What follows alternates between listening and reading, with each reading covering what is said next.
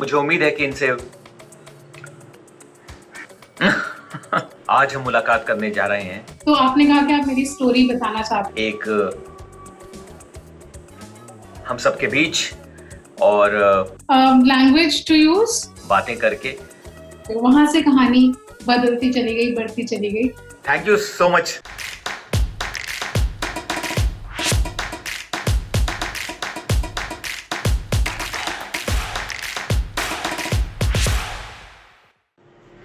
नमस्कार, सोशल सुमित के इस एपिसोड में एक बार फिर से आप सभी का स्वागत है। आज हम मुलाकात करने जा रहे हैं नवजोत से। जी हाँ, नवजोत फिजिकल हेल्थ और मेंटल हेल्थ दोनों ही विषयों पे काम करती हैं।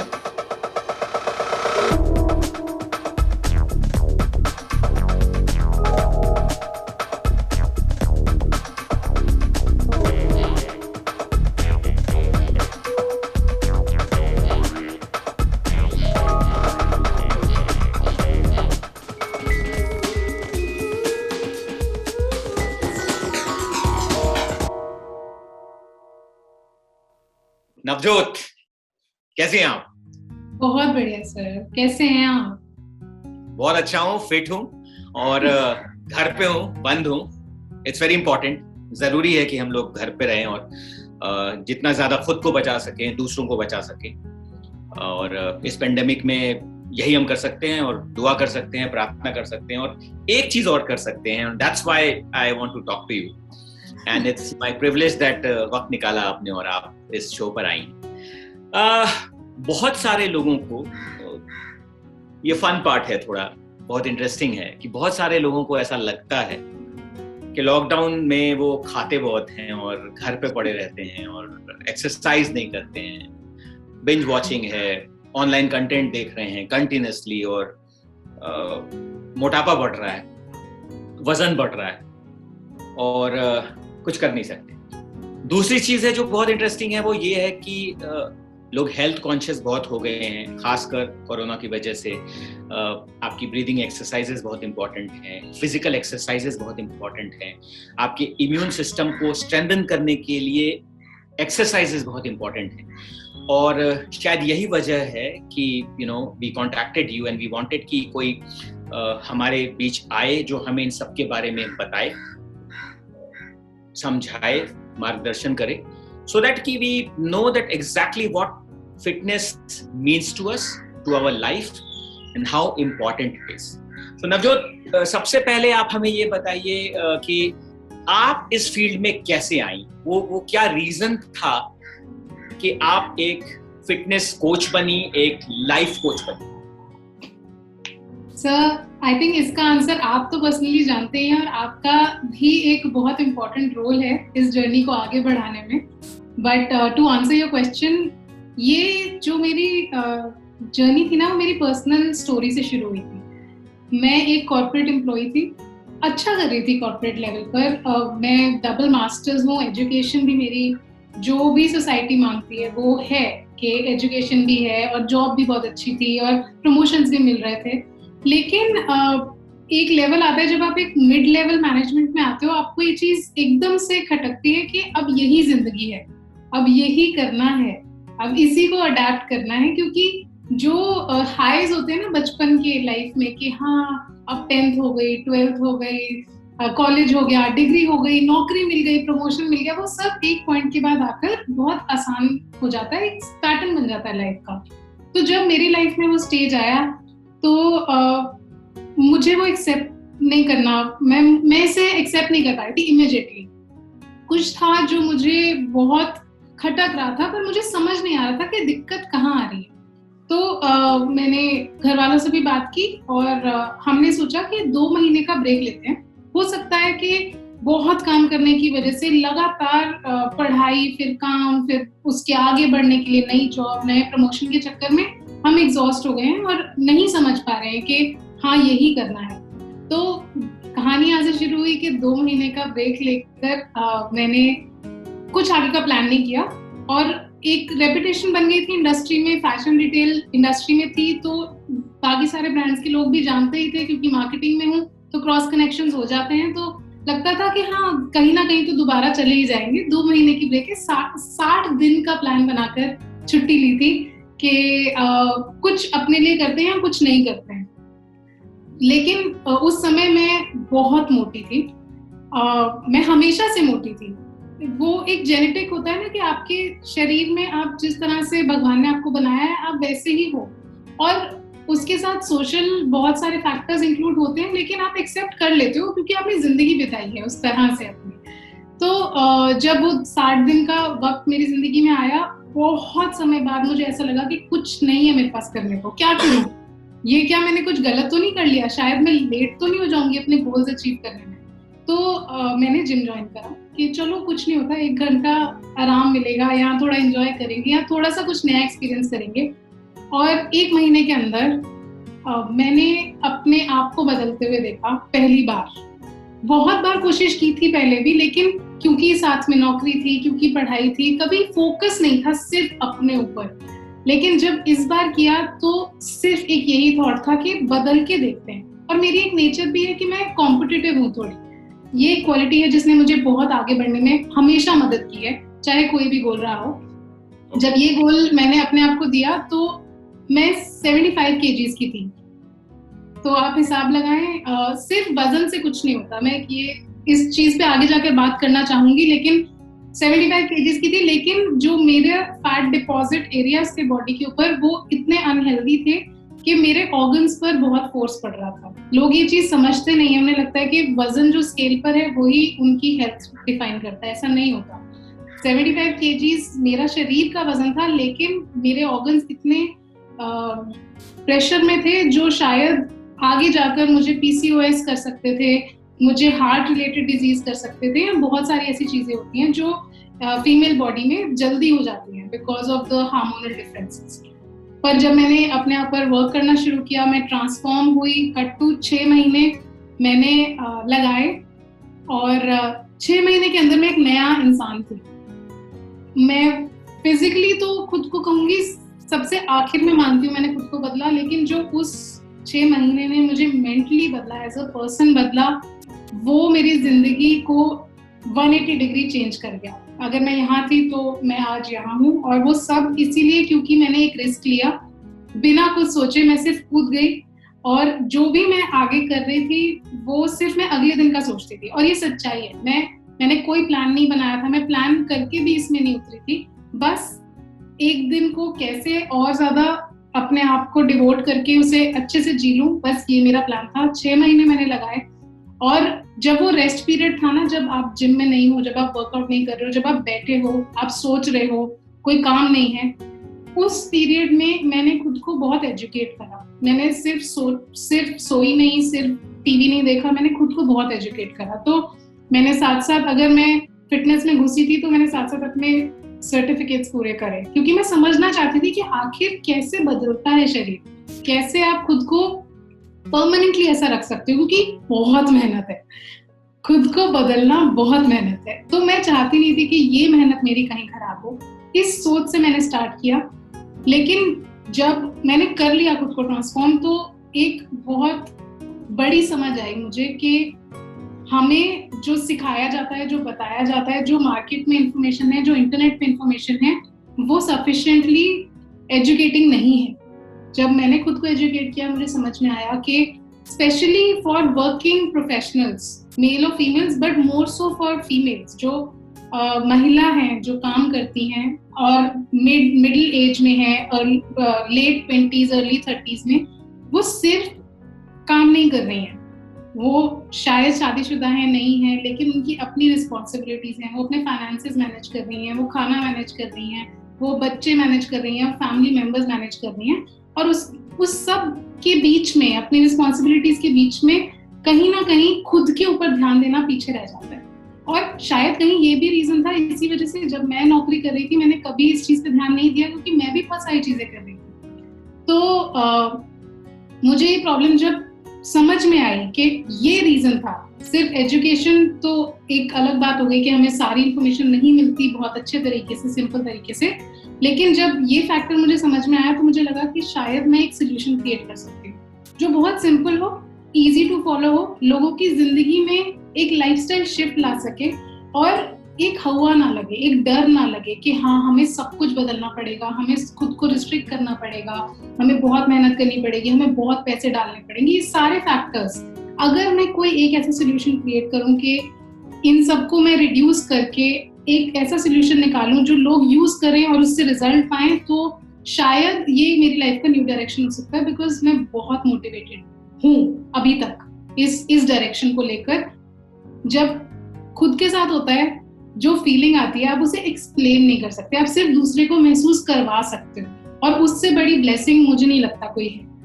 और वहां से कहानी स्टार्ट हुई थी। फिर आपने मुझे ढूंढा सोशल मीडिया पर।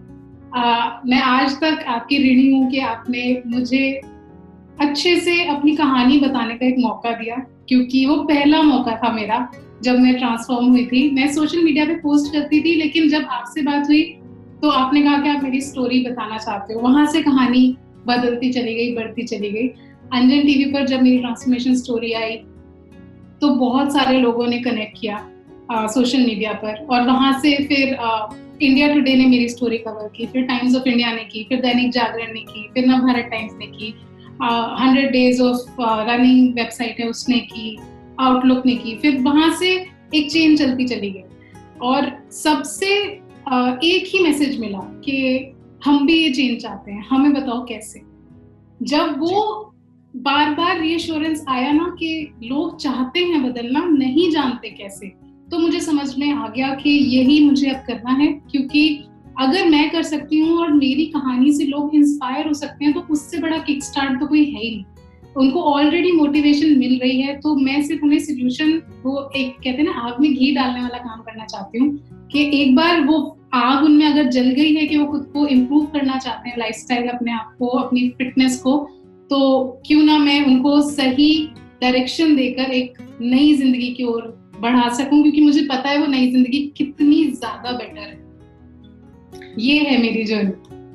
ब्यूटीफुल है एक्चुअली, बहुत इंस्पायरिंग है। बिकॉज शायद यही वजह है कि बहुत सारे लोग आपसे कनेक्ट करते हैं पर्सनल लेवल पे, और फिर ये जो ट्रांसफॉर्मेशन की बात है जो आप करती हैं, आई एम श्योर कि उसके लिए ज्यादा मोटिवेटेड फील करते हैं।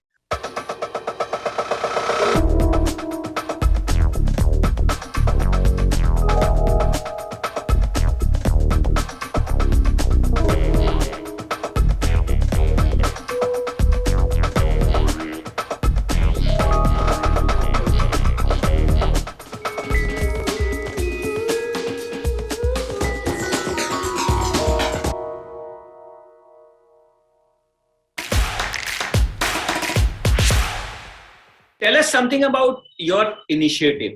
ये जो आपका इनिशिएटिव है, ये जो आपका काम है और ये जो सोल्यूशन है, इसके बारे में थोड़ा हमें बताइए।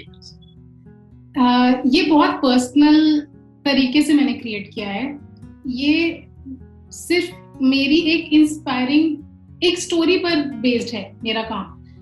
अगर हम इंसान पौराणिक समय से कहानियों से जिंदा है, ये चीज हमारे अंदर है कि हम जितना ज्यादा सीखते हैं वो कहानियों से सीखते हैं। कुछ भी उठा लो, अगर हम इंस्पायर हो रहे हैं तो वो एक कहानी ही निकलेगी कहीं ना कहीं दबी हुई।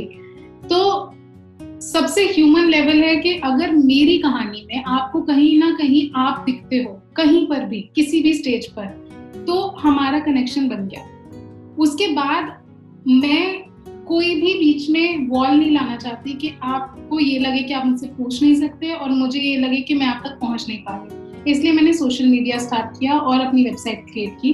मेरी वेबसाइट का नाम है classicup.com। ये नाम भी अपने आप में बहुत मायने रखता है, क्योंकि मैंने बहुत सोच समझ के क्रिएट किया है। क्लासिक शब्द का मतलब होता है यूनिक, एक अपने तरह का, और कर्व एक मूवमेंट दिखाता है। कभी भी आप कुछ भी जिंदगी में करेंगे वो सीधा नहीं होगा, वो हमेशा ऊपर नीचे जाएगा। अब आप उससे शारीरिक चेंज की बात कर लें, आप जिंदगी के पड़ाव की बात कर लें, प्रोग्रेस की बात कर लें, तो मैं क्लासिक कर्व से ये कहना चाहती थी कि आपकी यूनिक जिंदगी है और उसकी एक अपनी कर्वेशियस जर्नी है। तो अपनी यूनिक कर्वेशियस जर्नी को अपने उतार और चढ़ाव को मेरे साथ मिलकर आगे बढ़ाओ, ताकि मैं आपकी जिंदगी को जहां आप पहुंचाना चाहते हैं, जहां भी आप पहुंचाना चाहते हैं, वहां पहुंचाने में एक रोल प्ले कर सकूं। मदद तो नहीं होंगी, बट हाँ, कुछ ऐसी चीजें मैंने जिंदगी में सीखी हैं, अपना वक्त इन्वेस्ट किया है, जिंदगी के 5 साल इसमें डाले हैं और सिर्फ इसी में डाले हैं।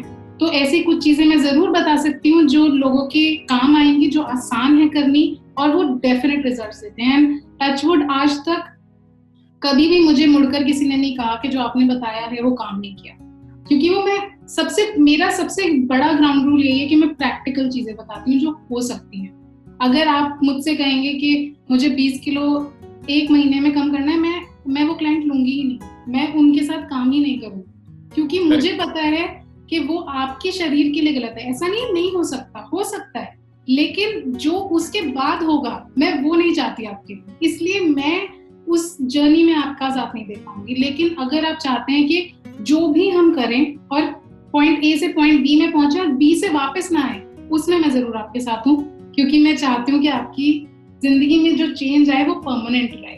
तो मेरे सारे प्रोग्राम्स जो भी classiclub.com पर हैं वो ट्रांसफॉर्मेशनल प्रोग्राम्स हैं। मैं उन्हें वेट लॉस प्रोग्राम्स या वेट गेन प्रोग्राम्स या फैट लॉस प्रोग्राम्स नहीं बुलाती, मैं ट्रांसफॉर्मेशन प्रोग्राम्स बुलाती हूँ, क्योंकि मैं लोगों में ट्रांसफॉर्मेशन चाहती हूँ। और वो सिर्फ शारीरिक नहीं है, वो माइंडसेट भी है, वो आपका एटीट्यूड है, वो आपकी सोच है, आपका डायरेक्शन है, आप लाइफ में कहाँ से कहाँ जाना चाहते हैं। तो I am aiming for transformation in people with Classic Curve in a way that they can improve it to a next level. They can be a better version of themselves. तो मेरी जो टैगलाइन है वो है shape up your way. Classic Curve, shape up your way. अपने हिसाब से खुद को शेप करो और अपनी खुद की यूनिक जर्नी को कंप्लीट करो। And I am there to assist you with that.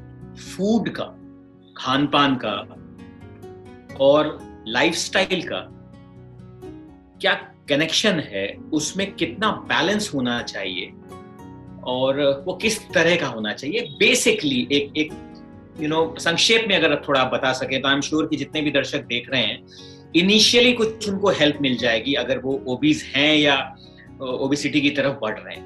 Please Navjot बताएं। बिल्कुल सर, एक्चुअली जो मैं बताने वाली हूँ वो बिल्कुल नया इंसान जिसे कोई नॉलेज नहीं है उससे लेकर एक एथलीट जो स्टेज पर जाकर compete करते हैं फिजिकल कॉम्पिटिशंस में, उन सब के लिए सेम है। यही सब फॉलो करते हैं। अगर इन चीजों को आप समझ लें, और ये सिर्फ कुछ 5-6 चीजें हैं, इन चीजों को आप समझ लें तो आपको सिर्फ उन चीजों को रिपीट करना है और आप A से B से Z तक आराम से पहुंच सकते हैं। सबसे पहली चीज, आपको जब भी आप एक थाली अपने सामने रखें, थोड़ा पीछे चलते हैं, आपका सवाल था कि डाइट का क्या रोल है, न्यूट्रिशन का क्या रोल है, तो उसका जवाब मैं सबसे पहले दूंगी कि 70% हमारा जो फिजिकल अपीयरेंस है, जो शारीरिक फिटनेस है, वो खाने पे डिपेंड करती है, 70%। और 30% जो बचता है वो बहुत इंपॉर्टेंट है। अगर मैं कह रही हूँ 70% इसका मतलब ये नहीं है कि वो 30% आप छोड़ सकते हैं। जो 30% है उसका रोल इस 70% को यूज करके आपके शरीर को वो रिजल्ट देने में है।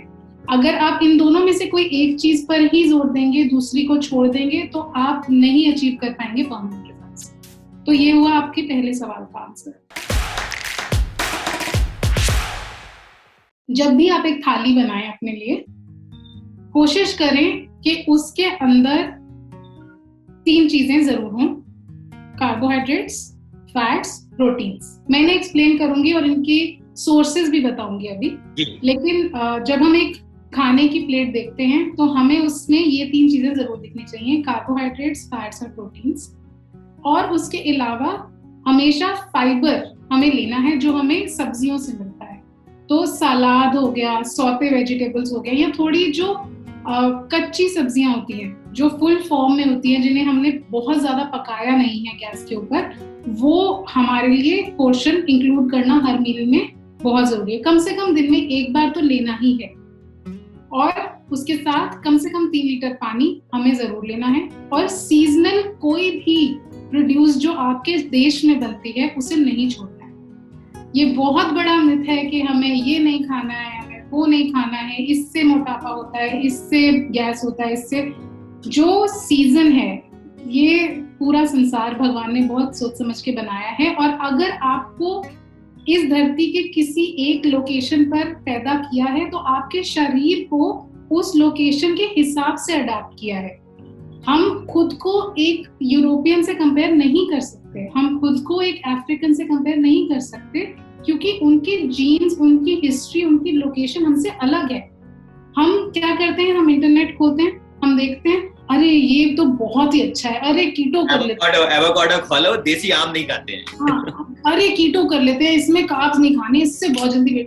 आपके देश में आप कीटो कर ही नहीं सकते, क्योंकि कल्चरली आपके घर में गेहूं सबसे ज्यादा है, राइस सबसे ज्यादा है, और कीटो कहता है कि कार्ब्स नहीं खाना है या 20% खाना है। अगर आप टेक्निकलिटीज में जाएंगे तो आपके सारे मिथ खत्म हो जाएंगे। अब वापस आते हैं कि आपकी प्लेट कैसी दिखनी चाहिए। कार्बोहाइड्रेट्स का सोर्स रोटी, चावल, किनवा, बाजरा, ये सारी चीजें आपके कार्बोहाइड्रेट्स हैं जो हम रोटी के तौर पर खाते हैं, जिसे हम कहते हैं कि हमारा पेट भरता है। उसके अलावा प्रोटीन का सोर्स दाल हो गए, छोले, राजमा, और आपके सारी हरी सब्जियां जो आप पकाकर खाते हैं, ये सारी चीजें। और अगर आप मीट खाते हैं तो अंडा सबसे अच्छा सोर्स है, चिकन बहुत अच्छा सोर्स है, लाल मीट बहुत अच्छा मांस सोर्स है, लेकिन इन सब में साथ में फैट भी आता है। तो ऐसा नहीं सोचेंगे कि अगर हमें बोला है नवजोत ने कि कार्ब्स खाने हैं तो हमने रोटी रखी, हमने मीट रखा, हमने साथ में मक्खन डाला और ये तो प्लेट बन गई। नहीं, हमें पोर्शन कंट्रोल भी साथ में एक्सपीरियंस करना है। जो भी हम खा रहे हैं हमें बॉडी माइंड कनेक्शन के साथ करना है। हमारा आधे से ज्यादा, और ये साइंटिफिकली प्रूवन है, हमारे आधे से ज्यादा लाइफ के habits are dependent on our emotions.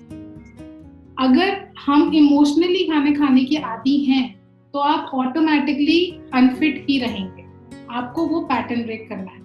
अगर आप मुझसे पूछ रहे हैं कि क्या हम एक ऐसी चीज सजेस्ट कर सकते हैं जो लोग आज ही स्टार्ट करें, आइडेंटिफाई करें कि आप पैटर्न किस वजह से खाना खा रहे हैं, या क्यों, किस समय आप खाना खाकर रुक जाते हैं। क्या आप इसलिए रुकते हैं क्योंकि आपका पेट भर गया? क्या आप इसलिए खा रहे हैं क्योंकि आप बोर हो रहे हैं? क्या आपको स्वाद बहुत पसंद है जलेबी का तो आप पूरा पैकेट खा गए हैं? क्या चिप्स के बिना तो मूवी देखी नहीं जाती, आप इसलिए खा रहे हैं? ये सारी चीजें अगर आप समझना शुरू कर दें, मैं बदलने को नहीं कह रही, सिर्फ समझना शुरू कर दें, तो ऑटोमेटिकली आपकी 50% प्रॉब्लम खत्म हो गई है। क्योंकि सच्चाई हम सब जानते हैं, हम सब एजुकेटेड हैं, हम सबके पास ऐसी सारी इंफॉर्मेशन है जो हमें पता है क्या सही है क्या गलत है। प्रॉब्लम आती है आइडेंटिफिकेशन में। तो आपकी प्लेट खाने की दिन में 3 बार कलरफुल दिखनी चाहिए, जिसमें कार्बोहाइड्रेट्स, प्रोटीन, फैट, वेजिटेबल्स, सलाद जिसे हम आसानी से अपने देश में कहते हैं, और पानी। ये सारी चीजें आपकी प्लेट में अगर 3 बार दिखेंगी तो मैं गारंटी देती हूँ कि आपकी बॉडी में सारे रिक्वायर्ड न्यूट्रिएंट्स, सारे मिनरल्स, सारे विटामिन्स सही मात्रा में जा रहे हैं, और आपकी बॉडी में कोई भी एलिमेंट बहुत आसानी से नहीं होगी, और आप नेचुरली अपनी इम्यूनिटी बूस्ट कर पाएंगे विदाउट टेकिंग एक्सट्रीम स्टेप्स। लेकिन साथ में पोर्शन कंट्रोल सबसे बड़ा की है। जो भी हम खा रहे हैं लिमिटेड मात्रा में खाएंगे, जितनी भूख है उतना खाएंगे। तो ये एक टिप है जो बहुत ही सुनने में आसान लगती है, लेकिन जब सच में अप्लाई करना चाहते हैं तो महीना 2 महीना आसानी से लोगों को लग जाता है अडॉप्ट करने में। पर एक बार जब समझ में आ गया उसके बाद वापस जाने का मन नहीं करता, क्योंकि जो बॉडी रिएक्ट करती है ना पॉजिटिवली, जो रिस्पॉन्स देती है क्योंकि आपने चीजें सही की हैं, वो अनपैरेलल्ड है। आपकी नींद इंप्रूव हो जाती है, बाल, स्किन, आईसाइट, आपके एनर्जी लेवल्स, आपका फोकस, ये सारी चीजें खाने से इंप्रूव हो जाती हैं। और एक बार आपको आदत हो गई इसे इस तरह से करने की, आप वापस जाने का मन ही नहीं करता। नवजोत के साथ बातों का सिलसिला जारी रहेगा अगले एपिसोड में। इस एपिसोड में इतना ही। अगले रविवार को फिर से मुलाकात होगी।